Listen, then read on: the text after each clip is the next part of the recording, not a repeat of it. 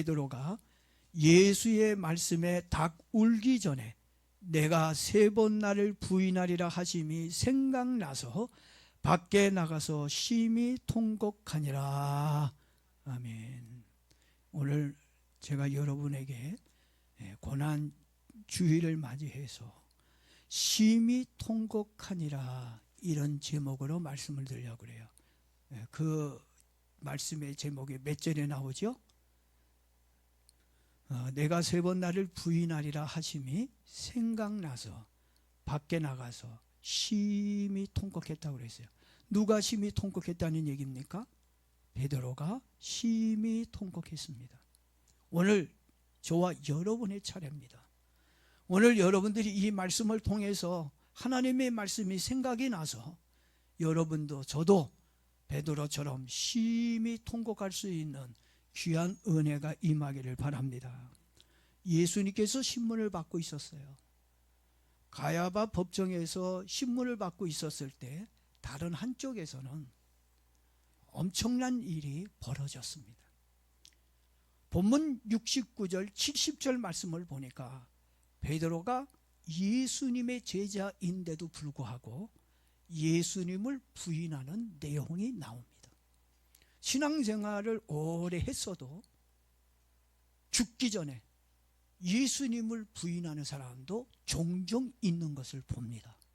목사님도 부인할 수도 있고 장로님과 권사님, 우리가 생각할 때 믿음이 아주 참 좋다고 생각한 사람이 어느 날 예수님을 부인하고 교회를 떠나거나 또는 이단에 가서 앉아 있는 것을 우리는 종종 목격할 때가 있습니다. 69절 70절 보니까 한 비자가 나와 가로되 너도 갈릴리 사람 예수와 함께 있었다 하거늘 베드로가 모든 사람 앞에서, 어떤 사람들 앞에서요? 모든 사람들 앞에서 부인하여 가로되 나는 내가 말하는 것이 무엇인지 알지 못하겠다. 이렇게 모든 사람들 앞에서 부정하고 있는 모습을 봅니다. 이 모습이 누구의 모습입니까? 솔직히 우린 순간순간 얼마나 예수님을 부인하며 사는지 몰라요. 돈 앞에서 예수님 부인하고, 사람들 앞에서 예수님을 부인하고, 순간순간 어떤 사건과 문제 앞에서 예수님을 부인하며 삽니다. 그러면서도 아닌 척하고 있는 겁니다. 이 말을 요한복음 18장 25절에서 또 이런 내용이 나옵니다. 너도 그 제자 중 하나라. 너도 그 제자 중 하나가 아니냐 하니 베드로가 부인하여 가로되 나는 아니라고 이렇게 강하게 부정하고 있는 장면이 또 나옵니다. 베드로가 누굽니까? 시원찮은 사람이에요? 좀 대충 설렁설렁 어쩌다 교회 오고 어쩌다 기도하고 이렇게 대충 예수님을 믿고 따라가는 사람입니까? 아니잖아요. 예수님을 최고로 가깝게 아주 근접한 거리에서 예수님을 섬기고 믿었던 사람이 베드로입니다. 우리는 베드로를 가리켜서 뭐라고 불러요? 그냥 제자가 아니에요. 무슨 제자 부르죠? 수제자라고. 여러분 우리 초등학교 때 수미양가가 있었잖아요. 수제자예요. 가제자가 아닙니다. 예수님이 왕이 되면 자신의 꿈을 이룰 수 있다는 확신을 갖고 있었던 사람이 베드로였어요. 예수님의 왕권만 가지면 나는 주님의 오른편에 왼편에서 나도 권력을 가지고 큰 일을 할 수 있을 거라고 하는 그런 어떤 꿈과 야망을 가지고 있던 사람이 베드로였습니다. 그래서 주님이 고난을 받으면 함께 내가 고난도 받고, 예수님이 죽으면 예수님의 죽음의 자리까지 내가 함께 하겠습니다. 그게 진짜였는지 립서브였는지는 잘 모르겠지만 지금에 와서 보서는 그게 진짜가 아닌 것 같기도 해요. 근데 그때 이 고백은 좀 진심이었을 거라는 또 생각이 듭니다. 정말 우리 교회에서도 목사님 내가 70억을 들여서 교회를 건축하겠습니다. 제가 목사님 벤치 사드리겠습니다. 그런 사람들이 있었어요. 근데 지금 없어요. 도망갔어요. 70여 개 없어서 그런지. 그래서 제가 나중에 이런 얘기 했어요. 여러분 우리 교회 건축하겠다는 생각 버리세요. 여러분 저 벤츠 사준다는 생각 버리세요. 그냥 안 사줘도 되니까 그냥 여기 앉아만 있으세요. 사준다 그러고 못 살 것 같으니까 먹튀하고 도망가지 말고. 절대 여러분들은 목사님 뭐 그냥 먹을 것만 좀 사줘. 난 그것만 해도 만족할 것 같아요. 여러분 여기만 있는 거로 좀 만족하다고 생각합니다. 이랬던 사람이 베드로였습니다. 그런데 어린 계집 앞에서 베드로가 무슨 말을 하고 있습니까? 나는 예수님의 제자가 아니다. 자기 스스로 예수님의 제자됨을 부인하고 있습니다. 수제자인 베드로가 이 정도라면 여러분 다른 제자들의 모습은 안 봐도 비도옵니다. 그렇잖아요. 예? 계집종이 베드로에게 한 질문을 여러분 나에게도 똑같이 했다면, 그 환경에서 똑같이 했다면 여러분은 뭐라고 말하겠어요? 나 예수님 제자입니다. 나 감옥에 해도 좋습니다. 나 붙잡혀서 예수님처럼 십자가에 처형당해도 좋습니다. 이렇게 난 예수님 제자입니다라고 말할 수 있겠습니까? 주일날 직장 오라고 해도 찍소리도 못하고 가는 사람들이 어떻게 주일날 일 나가는 사람들이 무슨 여러분 계집 앞에서 베드로의 말이나 여러분들 주일날 교회 오지 못하고 회사 사장이 오라 그러니까 그냥 가는 거나 뭐가 다릅니까? 다 똑같은 거예요. 예? 자, 근데 베드로가 이런 질문을 받고서 나는 예수님의 제자가 아니라고 한 것처럼 우리들도 충분히 나는 예수님의 제자가 아니라고 말할 수 있다고 하는 것입니다. 그래서 여러분 솔직하게 여러분 자신에게 이 질문을 해보고 나는 과연 어떤 답을 할 수 있을지 여러분의 믿음을 한번 점검해 봤으면 좋을 것 같아요. 사실 저에게 물어본다면 저도 베드로처럼 혼장담하고 나도 예수님처럼 예수님 죽는데 따라갈 수 있습니다. 감옥 가면 나도 감옥 갈 수 있습니다. 나도 그렇게 베드로처럼 좀 말하고 싶어요, 솔직히. 근데 말하고 싶은데 나중에 진짜 문제 만났을 때 딴소리 할까봐, 딴소리 할까봐 참 저도 말하기가 매우 조심스럽습니다. 성령님께서 지금 우리의 믿음을 이 환난 때도, 위기 앞에서도, 정말 예수님을 모른다고 부인할 수밖에 없는 그 환경 속에서도 주님은 내 마음을 주관하시고 내 입술을 주관하시고 내 생각을 주관하기를 원합니다. 성령님이 나를 주관하지 않으면 나는요 베드로보다 더하지요. 그렇지 않습니까? 그냥 기도할 뿐입니다. 그리고 베드로는 제자임을 부인한 것으로 끝난 거 아니에요. 더 나아가 무엇을 부정하는지 알아요? 성도가 된 것을 부인하고 있습니다. 71절 보세요. 71절에 안문까지 나아가니, 아까 계집종이 얘기하니까 난 예수 제자 아니야 그 말 하고 나서 껄쯤하고 또 좀 뭔가 마음이 좀 그런 것도 있고 또 들킬까 봐 이런 마음이 있었는지 모르겠지만 안문까지 나아갔어요. 근데 안문까지 나아가니 다른 비자가 저를 보고 거기 있는 사람들에게 말하되 이 사람은 나사렛 예수와 함께 있었도다 하며 베드로가 맹세하고 또 부인하여 내가 그 사람을 알지 못한다 이렇게 얘기하고 있어요. 조금 전에는 나는 예수님의 제자가 아니라고 부인했던 그가 더 이상 그곳에 앉을 수가 없어서 문 앞자리로 이동했지만 또다시 여러분 두 번 죽인다는 말이 있잖아요. 지금 베드로의 그 뭡니까? 두 번 죽이는 거예요. 확인사선하는 겁니다. 네? 한 번이라면 그래 실수할 수 있어. 한 번 정도는 애교로 봐줄 수 있어. 근데 한 번이 아니고 그것이 두 번, 세 번 반복되면 그건요 실수가 아니에요. 습관이고 의도적이라고 볼 수밖에 없는 겁니다. 여러분 이 사람은 예수님과 함께 있었던 사람이라고 하자 나는 그 사람을 알지 못한다고 뭐까지 했다고요? 맹세까지 했다고 하는 겁니다. 나는 제자도 아니고 성도도 아니라고 하였습니다. 자기 입으로 예수님을 전혀 모른다고 하였습니다. 왜 그랬을까요? 왜 3년간 예수님을 그렇게 따라다녔던 그가 왜 모른다고 하였을까요? 왜 그랬을까요? 제가 생각할 때는 간단하잖아요. 살기 위해서 그런 말을 했다고 저는 생각합니다. 그렇다면 그렇게 말하면 살 수 있을까요? 그런 말 했다고 괜찮아질까요?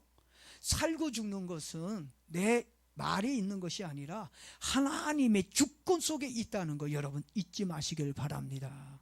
그러니까 자꾸 인간의 생각을 가지고 사는 거예요. 죽고 사는 건 하나님께 있다. 하나님이 내 삶을 책임져 줄 거다. 이렇게 믿고 가면 하나님이 책임져 주시고 그리고 담대하게 얘기할 수 있을 텐데 너무 인위적으로 인간적으로 생각하다 보니까 두려움에서 이렇게 부정하게 되어질 수밖에 없다고 하는 겁니다. 그리고 베드로는요, 선을 넘지 말아야 할 선을 넘었습니다. 할 말이 있고 그렇죠? 못할 말이 있습니다. 부부싸움을 해서 이혼하는 가정은요, 선을 넘어서 그래요. 대부분이 인간관계가 깨지는 건 싸움만 했다고 깨지는 게 아니에요. 선을 넘었느냐, 도를 넘었느냐 안 넘었느냐. 오늘 여러분들도 신앙생활을 하면서도 하나님 앞에서 도를 벗어났느냐 선을 벗어났느냐 안 났느냐, 그게 굉장히 중요합니다. 근데 베드로는요, 이젠 선을 넘었어요. 예수님을 모른다고 부인할 수도 있습니다. 나는 예수님의 제자가 아니라고 얼마든지 말할 수 있습니다. 전 그럴 수 있다고 봐요. 그런데 베드로는 넘지 말아야 할 선을 넘고 말았다는 얘기입니다. 뭐까지 했다고요? 73절 74절 보니까 예수님을 어떻게 해요? 저주까지 하며 부인했다는 얘기입니다. 도저히 용서받을 수 없는 짓을 했어요. 정말 이해할 수 없는 언어였습니다. 자, 73절 74절을 보니까 조금 후에 곁에 있던 사람들이 나와 베드로에게 이르되 너도 진실로 그 당이라 내 말소리가 너를 표명한다 하였거늘 저가 저주하며 맹세하여 가로되. 뭐 했다고요? 저가가 누구요? 저가 누구요? 무슨 베드로야? 여러분이지. 여러분이 베드로야. 내가 저주하며 맹세하여 가로되 내가 그 사람을 알지 못하노라 하니 닭이 곧 울더라. 사람이 변해도 어떻게 이렇게까지 변할 수가 있을까요? 사람이 악하다고는 하지만 이렇게까지 악할 수 있을까요? 예수님을 3년 동안 따라다닌 사람 맞습니까? 무엇이 베드로를 이렇게 못나고 악한 사람으로 만들었을까요? 저는 이렇게까지 예수님을 부인하고 저주하는 모습을 보면서 예수님이 베드로와 제자들에게 얘기했죠. 무슨 얘기했어요? 누가복음 22장 31절에 이건 사단의 역사예요. 저는 이렇게 예수님을 부인하고 저주하는 건 이건 사단의 역사라고 봐요. 제 얘기가 아니라 주님이 그렇게 말씀하셨어요. 누가복음 22장 31절에서 예수님이 이렇게 베드로에게 하신 말씀입니다. 시몬아 시몬아 보라 사단이 너를 밑값으로 달라고 요구하였으나. 여러분 삶 속에서 자꾸 사단이 여러분을 밀가부로 타서 시험합니다. 이 시험은 마귀가 주는 시험은 어떤 거죠? 예수님을 부인하고 저주하도록 만드는 것이 사단의 시험입니다. 그때 우리 예수님은 사단이 그렇게 요구했지만 어떻게 해요? 그렇게까지 못하도록 주님께서 막았다는 얘기입니다. 네? 지금도 사단은 항상 우리의 삶을 밀가부터해요. 자꾸 힘들게 하고 마음에 혼란스럽게 만들어요. 그럴 때 우리는 뭐 해야 됩니까? 깨어 있으라는 얘기입니다. 베드로가 깨어 있었더라면, 예수님의 제자들이 주님 말씀대로 깨어 있었더라면, 예수님까지 기도했더라면, 예수님이 기도했으니까 십자가를 질 수 있었던 것처럼 제자들도 깨어서 기도하고 하나님을 의지했더라면 그가 계집 앞에서 사람 앞에서 나 예수님 몰라 예수님을 저주하는 그런 형편없는 믿음 없는 인간이 되지 않았을 겁니다. 평상시 기도하지 않았으니까 어려움이 오니까 이런 일이 벌어지는 거예요. 여러분 항상 기도하라고 그랬습니다. 늘 깨어있으라고 말씀하고 있습니다. 기도에 힘쓰라고 주님은 항상 성경 우리에게 권면하고 있어요. 왜요? 사단이 밀가부로도 타니까 넘어지지 말라고. 할렐루야. 기도하는 저와 여러분 되어지길 바랍니다. 자기 눈앞에서 고난을 당하고 있는데 어떻게 주님 앞에서 모른다고 부인하며 저주까지 하면서 배반할 수 있는지 이제 충분히 여러분 이해가 가죠. 기도하지 않는 나도 이렇게 될 수 있다는 얘기입니다. 이 사람이 예수님의 수제자였다는 것이 정말 의심이 될 정도라고 생각합니다. 제가 이 베드로의 인성까지, 신앙뿐만 아니라 인성까지 의심이 들 정도가 되었습니다. 자, 모든 것이 뭐가 부족해서 그래요? 기도가 부족했기 때문입니다. 그런 베드로를 예수님이 누가복음 22장 61절에서 예수님이 그런 베드로를 지켜보고 있습니다. 주님이 다 베드로가 무슨 말을 하고 있는지, 어떤 행동을 하고 있는지 주님이 지켜보고 있었어요. 예수님이 지금도 여러분을 지켜보고 있습니다. 다 주님이 안 볼 것 같지요? 다 주님은 여러분이 어떤 생각을 가지고 어떤 삶을 사는지, 어떤 말을 하는지 주님은 다 보고 있다는 얘기입니다. 예수님의 눈과 마주친 베드로는 다 굴기 전에 내가 나를 3번 부인하리라는 예수님의 말씀이 생각이 나 밖에 나가 심히 통곡하며 울었다는 얘기입니다. 베드로가 왜 울었을까요? 자기 양심의 가책에 찔려서 울었을까요? 아니면 자기가 한 말과 한 행동이 얼마나 잘못되었는지 후회가 되어 눈물을 흘린 것일까요? 아니면 도저히 용서를 받을 수 없는 죄를 지었다는 자책 때문에 울었을까요? 아무리 회개하고 용서를 빌어도 도저히 회복하기 어렵다는 것을 깨닫게 되었기에, 그래서 그는 밖으로 나와 벽에다가 자기의 이마를 찍으며 심히 통곡했다고 하는 것입니다. 만약 우리가 누군가가 나에게 이런 배신을 했다면 여러분 용서해 줄 마음이 생길까요? 아마 저 같으면 용서해 줄 마음이 생기지 않을 것 같아요. 용서해 주기보다는 오히려 복수하려 들려고 하는 것이 우리의 마음입니다. 그러나 예수님께서는 이런 일이 있기 전에 이미 이렇게 될 줄을 아시고 베드로에게 우리 주님이 네가 나를 3번 모른다고 부인하게 될 거라고 말씀한 겁니다. 인간을 지으신 분인데 우리의 연약함과 악함을 모르실까요? 그것도 3년 동안 같이 있어서 베드로의 기질을 누구보다도 잘 알고 있는 분인데 그분이 베드로를 몰라요? 사실 주님은 나보다 나를 더 잘 아십니다. 그렇잖아요. 어떨 때 그래, 나도 나 몰라. 어떤 사람 그래요. 내가 왜 그런지 몰라. 나도 모르겠어. 근데 누구는 알아요? 나는 나를 몰라도 나를 주님이 알고 있습니다. 베드로도 너무너무 잘 알아요. 그래서 예수님은 너무나도 베드로를 잘 알기에 오늘 밤 닭이 울기 전에 내가 나를 3번 부인하리라고 말씀하신 것입니다. 이 말씀을 하신 이유는 베드로의 연약함과 악함을 이해하시고 용서해 주시겠다는 의미가 담겨져 있는 것입니다. 그리고 주님의 용서 뒤에 또 커다란 큰 그림자가 있어요. 하나님의 세운 계획이 있었습니다. 이렇게 예수님을 모인다고 부인했던 그 베드로, 난 이렇게 연약한 자구나, 난 이렇게 악한 자구나, 난 이렇게 하나님 앞에서 무용지물, 내 믿음이라는 거 하는 것이 정말 대단한 줄 알았는데, 예수님에 대한 사랑이 정말 큰 줄 알았더니 문제 앞에서 내가 예수님 모른다고 부인하고 또 내가 살기 위해서 예수님까지 저주했던 이런 파렴치한 사람이다, 이런 쓸모없는 신앙인이다, 그러면서 자기의 잘못을 회개하고, 그래서 하나님이 철저하게 그 교훈을 통해서 변화시키려고 새 사람 만들어서 하나님의 사람으로 크게 쓰이기 위해서 하나님은 지금 베드로에게 이런 어려움을 겪게 만들었다는 얘기입니다. 네? 여러분, 이렇게 베드로는 자기의 잘못을 이제 깨닫게 되어졌고 철저하게 눈물을 흘리면서 회개하는 모습을 우리에게 보여주셨습니다. 그리고 회개하고 눈물 흘리는 베드로에게 다시 한번 우리 주님이 주의 큰 일을 감당할 수 있도록 하나님께서 사명을 주셨습니다. 사실 우리들에게 믿음이 있는 것 같아 보이지만 어떻게 보면 베드로보다 더 약한 모습과 악한 모습을 보일 때가 있습니다. 그럴 때 우리도 베드로처럼 주님이 하신 말씀을 기억하고 여러분 심히 통곡하기를 바랍니다. 이렇게 하나님께 회개하고 눈물을 흘리면 우리 주님은 용서하시고 우리를 다시 한번 크게 들어 쓰는 축복이 일어나게 되어질 거라고 믿습니다. 여러분, 우린 쓰러져도 돼요. 여러분, 우리는 쓰러져도 되고 우린 잘못될 수도 있습니다. 그러나 분명히 얘기하지만 베드로 같은 심한 통곡과 눈물과 회개가 있다면 주님이 다시 여러분을 붙들어 쓰실 줄로 믿습니다.